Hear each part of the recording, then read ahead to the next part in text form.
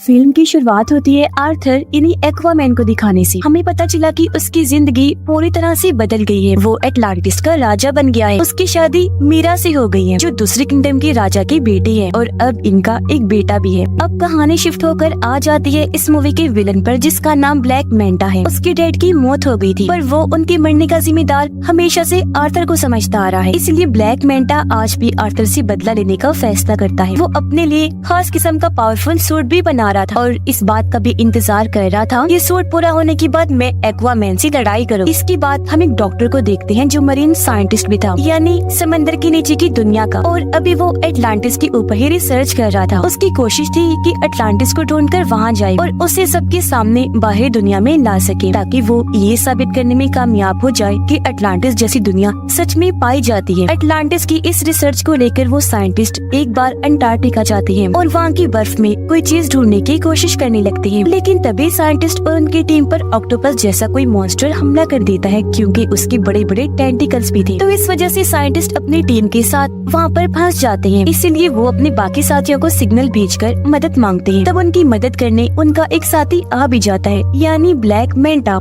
ये लोग मिलकर काम कर रहे थे। यहाँ आने के बाद ब्लैक मैंटा साइंटिस्ट और उनके साथियों की जान तो बचा लेता है, लेकिन वो खुद यहाँ रिसर्च करने लगता है, जिसके लिए वो बर्फ के और नीचे जाने लगा। काफी गहराई में आने के बाद उसे टूटा हुआ ब्लैक ट्राइडेंट दिखता है, और अब जैसे ब्लैक मैंटा टूटे हुए ट्राइडेंट को उठाकर जोड़ता है तो उसे इसका असली मालिक नजर आने लगता है, जिसका नाम कॉर्डेक्स था। ये काफी चालाक खतरनाक लग रहा था। वो ब्लैक मैंटा की यादों में कहता है कि तुमने क्योंकि मेरा टूटा हुआ ट्राइडेंट जोड़ दिया है, इसलिए अब तुम बहुत ताकतवर बन जाओगी, साथ ही अपने दुश्मन एक्वामैन से बदला भी ले पाओगी, और तो और हर वो चीज तुम कर सकते हो जो तुम करना चाहते हो। अब पता चला कि दुनिया की सूरत हाल काफी खराब हो गई है, क्योंकि ग्लोबल वार्मिंग इतनी बढ़ गई है कि सुनामी और सैलाब वगैरह आते रहते हैं। इस वजह से बाहरी दुनिया के साथ साथ समंदर की दुनिया में भी काफी मुश्किलात आ रही हैं, क्योंकि इस सारी सूरत हाल की वजह से समंदर के क्रिएचर्स धीरे धीरे मरते जा रहे हैं। सब कुछ देखते हुए एटलांटिस की काउंसिल्स की मीटिंग होती है, जिनमें आर्थर भी शामिल था। यहाँ आर्थर सब काउंसिल्स के सामने ये ऑफर रखता है कि हमें मिलकर बाहरी दुनिया के लोगों से बात करनी चाहिए और अपनी एडवांस टेक्नोलॉजी को उनके साथ शेयर करना चाहिए, बांटना चाहिए, ताकि इस तरह बाहरी दुनिया भी तरक्की कर सके और फिर वो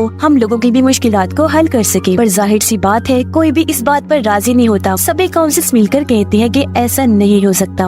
उधर ब्लैक मैंटा का सूट पूरी तरह तैयार हो गया था, और अब वो ये चाह रहा था कि मैं किसी तरह एटलांटिस में घुसकर ओरिकेल्कम को चुरा लूं। अब ओरिकेल्कम एटलांटिस किंगडम में पाया जाने वाला एक तरह का मेटल है, जो बिल्कुल पेट्रोल की तरह काम करता है। इसके अलावा भी ओरिकेल्कम के बहुत फायदे हैं। तो अब ओरिकेल्कम को पाने के लिए ब्लैक मैंटा अपनी टीम के साथ एटलांटिस में घुस जाता है और वहाँ पर हमला कर देता है। अब उसकी तबाही को देखकर मीरा उसे रोकने के लिए ब्लैक मैंटा के पास जाती है, पर क्योंकि ये नया पावरफुल सूट पहनकर वो काफी ताकतवर बन गया था, इसीलिए मीरा पर ही हमला करके जख्मी कर देता है, जिससे वो बेहोश हो गई। ब्लैक मैंटा दोबारा से मीरा के पास आया। इससे पहले वो कोई और हमला उस पर करता, यहाँ आर्थर आ जाता है। अपनी वाइफ को बचाने के लिए वो अपने दुश्मन ब्लैक मैंटा से लड़ने लगा, और इस तरह इनकी जबरदस्त लड़ाई होने लगती है। लड़ाई के दौरान ब्लैक मैंटा की टीम उसे सिग्नल भेजती है, जिससे वो समझ गया कि मेरी टीम ने ओरिकेल्कम ढूंढ लिया है। इसका मतलब कि अब वो वापस जा सकता है। तो इसीलिए लड़ाई को बीच में ही छोड़कर वो यहाँ से निकल गया। सही सलामत भागने में भी कामयाब हो जाता है। अब मीरा की हालत काफी खराब थी, जहाँ तभी उन दोनों के पास आर्थर की मोम आई। आर्थर की मोम उसे कहती है कि ये बात काफी सोचने वाली है कि अगर ब्लैक मैंटा सच में इधर एटलांटिस में ओरिकेल्कम को ही लेने आया था, तो फिर तो यकीनन कुछ बुरा होने वाला है। तब ये सुनकर आर्थर अपनी मोम से कहता है, तो फिर इस मामले में हमें मेरे भाई ऑर्म की मदद चाहिए होगी। पर क्यों? तो आर्थर जवाब देता है, क्योंकि मेरा भाई ऑर्म एटलांटिस के साथ साथ ओरिकेल्कम के बारे में भी काफी अच्छे से जानता है। वो एटलांटिस की पूरी तारीख के बारे में जानता है। ये सुनकर आर्थर की मोम कहती है, पर ऑर्म तो एक दूसरे किंगडम फिशरमैन की जेल में कैद है, तो फिर भला वो कैसे आ सकता है? जिस पर आर्थर जवाब देता है, मैं खुद फिशरमैन किंगडम जाऊंगा और जेल से ऑर्म को छुड़वा कर ले आऊंगा। उसने ऐसे किया, वो सीधा फिशरमैन की जेल में पहुंचा। जल्दी ऑर्म को ढूंढ भी निकालता है, ऑर्म को लेकर वहाँ से बाहर आ जाता है। पर इससे पहले वो यहाँ से निकलते ऑर्म को फिशरमैन किंगडम के गार्ड्स घेर लेते हैं।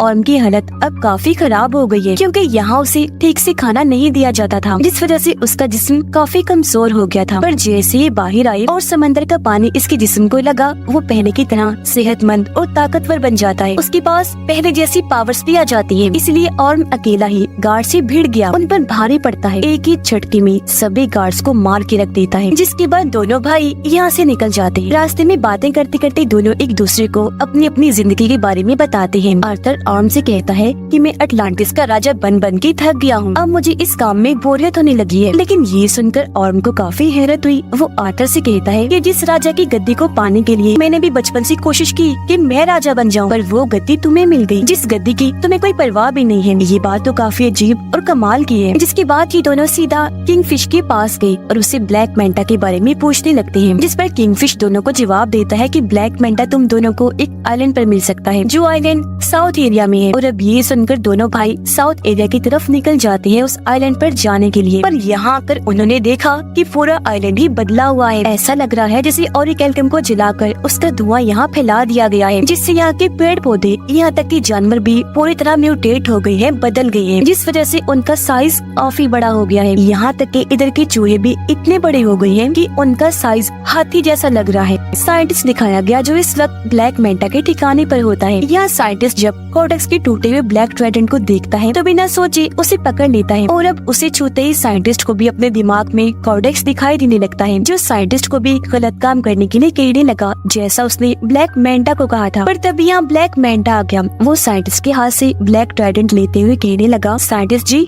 आप जानना चाहती थी ना कि मेरा मकसद क्या है, तो सुनो। मेरा मकसद ये है कि मैं आर्थर और उसके पूरे खानदान को खत्म कर दूं, और अगर ऐसा करने के लिए मुझे किसी शैतान से भी डील करनी पड़ी तो मैं इसके लिए भी राजी हूँ। तभी हमने देखा कि ब्लैक मेंटा के इस ठिकाने को ढूंढते हुए यहाँ आर्थर और ऑर्म भी आ जाते हैं, जो आते ही साइंटिस्ट से मिले। वो क्योंकि समझ गया था कि आर्थर और ऑर्म एटलांटिस से आए हैं, तो वो उन्हें बता ही देता है कि उसका मकसद एटलांटिस को भी बर्बाद करने का है। इसी के साथ साइंटिस्ट दोनों को ब्लैक ट्राइडेंट के बारे में भी बता देता है, और ये भी कि जैसे उसे छुआ जाए ट्राइडेंट के मालिक कोडेक्स की यादें दिखाई देने लगती हैं। इनकी बात चल ही रही थी कि तभी यहाँ ब्लैक मेंटा की टीम के लोग आर्थर और ऑर्म पे हमला कर देते हैं, लेकिन ये दोनों ही भाई मिलकर बहादुरी से उनका मुकाबला करने लगे। ये उनको काफी बुरा मार रहे थे कि तभी यहाँ ब्लैक मेंटा आ जाता है, वो भी अपना पूरा सूट पहने हुए, और अब वो इन दोनों से लड़ाई करने लगता है। लेकिन इस बीच ऑर्म गलती से उस ब्लैक ट्राइडेंट को पकड़ लेता है, जिस वजह से उसे भी कोडेक्स की यादें दिखाई देने लगती है। तो ये सब होने की वजह से कुछ देर के लिए ऑर्म का लड़ाई पर से ध्यान हट जाता है, जिसका फायदा उठाकर ब्लैक मेंटा उस पर हमला कर देता है। वो जवाबी हमला ना करने की वजह से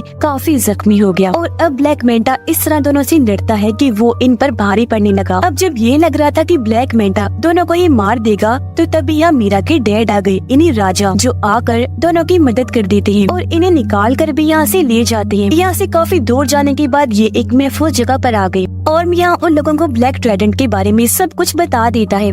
एटलांटिस को ढूंढने वाले आर्थर के डैड थे, उनके पास भी एक ताकतवर ट्राइडेंट था, जो अब उनके बेटे किंग आर्थर के पास है। पर किंग यानी आर्थर के डैड का एक भाई भी था, जो और कोई नहीं बल्कि कोडेक्स ही था, और ये जो ब्लैक ट्राइडेंट है वो उसी ने ही बनाया था। अब जिस तरह आर्थर के डैड किंग एटलांटिस किंगडम को चला रहे थे, वैसे कोडेक्स एक दूसरे किंगडम को चला रहा था, जो कि बिल्कुल ही डार्क किंगडम था, यानी वहाँ खतरनाक क्रिएचर्स, मॉन्स्टर्स रहा करते थे। लेकिन परेशानी तो तब शुरू हुई जब कोडेक्स ने अपना असली रूप दिखाया। असल में कोडेक्स चाहता था कि वो एटलांटिस का ओरिकेल्कम चुराकर और पावरफुल बन जाए। कुछ हद तक वो ऐसा कर भी रहा था, लेकिन उसके ऐसा करने से एटलांटिस और समंदर के बाकी क्रिएचर्स मरते जा रहे थे, साथ ही एटलांटिस के अंदर बीमारियां भी फैल रही थी। अब इस तरह के हालात देखकर किंग आर्थर के डैड कोडेक्स के खिलाफ आकर खड़े हुए और उसे ये सब रोकने का कहते हैं। लेकिन कोडेक्स ताकत के नशे में इस कदर पागल हो गया था कि वो अपने बड़े भाई किंग के साथ ही बगावत पर उतर आया, और ऐसा होने से उन दोनों के बीच जंग छिड़ गई। पर जंग में किंग कोडेक्स को हराकर उसे कैद कर देते हैं। अब वो हमेशा के लिए वहाँ कैद रहे, कभी भी बाहर ना आने पाए। इसके लिए किंग ने अपने खून का इस्तेमाल किया, जिससे हुआ ये कि कोडेक्स जादुई कैद में बंद हो गया, जहाँ से उसका निकल पाना नामुमकिन है। आगे और बताता है कि इस वक्त कोडेक्स यादों के जरिए ब्लैक मेंटा के दिमाग में घुसा हुआ है, क्योंकि वो उसका इस्तेमाल करके आजाद होना चाहता है। ये सब सुनने के बाद आर्थर और ऑर्म की मोम भी सारी बात समझ जाती है। वो उन्हें बताने लगी कि हाँ, मैं भी कोडेक्स के बारे में जानती हूँ, और जिस तरह किंग ने अपने खून का इस्तेमाल करके उसे कैद किया था, अब कैद से आजाद होने के लिए उसे किंग की नस्ल के किसी इंसान का खून चाहिए, जब भी कॉर्डेक्स आजाद हो सकता है। मतलब जिनके अंदर किंग का एक खून दौड़ रहा हो। किंग का खून उनकी शाही फैमिली के लोगों में ही हो सकता है। ये सब सुनकर आर्थर समझ जाता है कि मेरे बेटे की जान खतरे में है, क्योंकि जाहिर सी बात है ब्लैक मेंटा के लिए सबसे आसान टारगेट उसका बेटा ही था, जिसे वो आसानी खत्म कर सकता था। इसलिए वो फौरन अपने घर आ गया। देखता है कि वहाँ सब कुछ तबाह हो गया है, घर जल रहा है, बच्चा यहाँ से गायब है, साथ ही वहाँ एक आदमी जख्मी पड़ा है। पूछने पर आदमी बताता है कि ब्लैक मेंटा यहाँ आया था, ये सारी तबाही उसी ने ही मचाई और वही तुम्हारे बेटे को ले गया है, जिससे साफ जाहिर हो गया कि आर्थर का शक बिल्कुल ठीक था। इसीलिए अब आर्थर और ऑर्म दोनों मिलकर उसकी बेटी को बचाने के लिए जाने लगते हैं। पर उससे पहले इनकी मॉम दोनों को समझाती है कि हमेशा मेरी एक बात याद रखना कि तुम दोनों एक दूसरे के भाई हो, चाहे कुछ भी हो जाए तुम्हें एक दूसरे का साथ देना ही है। सीधा ब्लैक मेंटा के ठिकाने पर आकर वहाँ हमला कर देते हैं, लेकिन इन पर भी एक काफी बड़ा मॉन्स्टर हमला कर देता है, जिससे बाकी तो बच गए, लेकिन उसके सामने मीरा के डैड फंस जाते हैं। तब ऑर्म जाकर उनकी मदद करता है और मॉन्स्टर के जंगल से उन्हें निकाल लेता है। ये देखकर मीरा के डैड समझ गए कि जिस ऑर्म को मैं हमेशा से गलत समझ रहा था वो तो काफी अच्छा इंसान है। अंदर ब्लैक मेंटा के पास आर्थर का बेटा होता है। यहीं पर साइंटिस्ट भी था जो उस छोटे से बच्चे को देखकर बचाने का सोचता है, इसीलिए बच्चे को उठाकर यहाँ से भागने लगा। पर ब्लैक मेंटा जो उसे देख चुका था साइंटिस्ट पर हमला करके उसे जख्मी कर देता है और बच्चे को छीन लेता है। और अब जैसे ब्लैक मेंटा उसके बच्चे को मारने के लिए आगे बढ़ा, तभी यहाँ पर आर्थर आ जाता है जो उसे लड़ाई के लिए चैलेंज करता है। इनकी लड़ाई तो पहले काफी जोरदार हुई, लेकिन तभी यहाँ ब्लैक मेंटा आर्थर पर भारी पड़ने लगता है। इसकी वजह ये थी कि वो ब्लैक मेंटा नहीं बल्कि उसके अंदर कॉर्डेक्स था, क्योंकि वो पूरी तरह उस पर हावी हो गया था। पर इस बीच मौके का फायदा उठाकर मीरा अपने बच्चे को लेकर यहाँ से भाग जाती है, लेकिन तभी उसे जाते हुए ब्लैक मेंटा देख लेता है। वो अपने ब्लैक ट्राइडेंट से उस पर हमला कर देता है, लेकिन इससे पहले कि ट्राइडेंट मीरा को लगता पहले और उसे पकड़ लेता है और इस तरह उसने मीरा और उसके बच्चे की जान बचा ली। लेकिन इसका उल्टा असर भी हुआ, क्योंकि जैसे और ब्लैक ट्राइडेंट को छूता है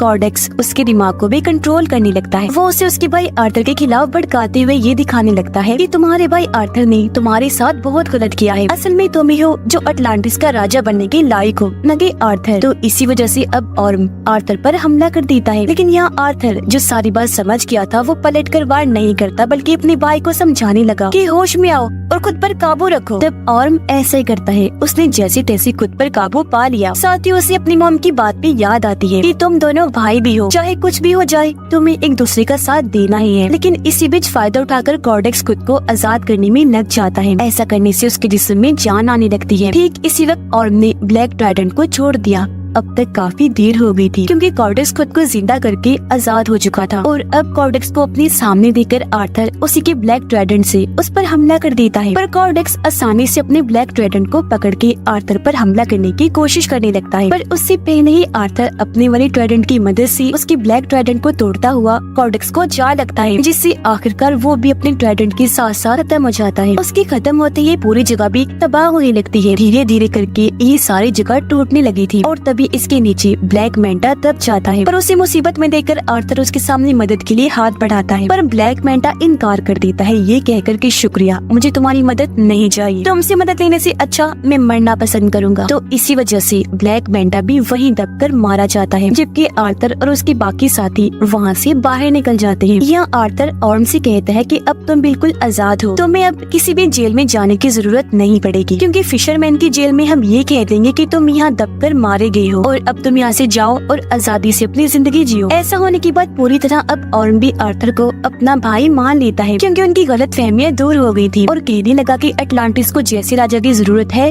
तुम बिल्कुल वैसे हो, ये किंगडम तुम्हारा ही है। इसके बाद हम देखते हैं कि आर्थर अटलांटिस को दुनिया के सामने ले आता है। बाहरी दुनिया में आकर इस किंगडम के बारे में वो सब कुछ बता देता है। उसने ये भी कहा कि अब से हम अटलांटिस की टेक्नोलॉजी को दुनिया के साथ भी शेयर करेंगे, जिससे होगा ये कि हम साथ में मिलकर दुनिया को मजीद और अच्छा बनाएंगे। आर्थर की जिंदगी ऐसे ही गुजर रही थी, यानी वो अटलांटिस और बाहरी दुनिया दोनों में रहता है। इस फिल्म की कहानी भी यहीं पर खत्म हो जाती है।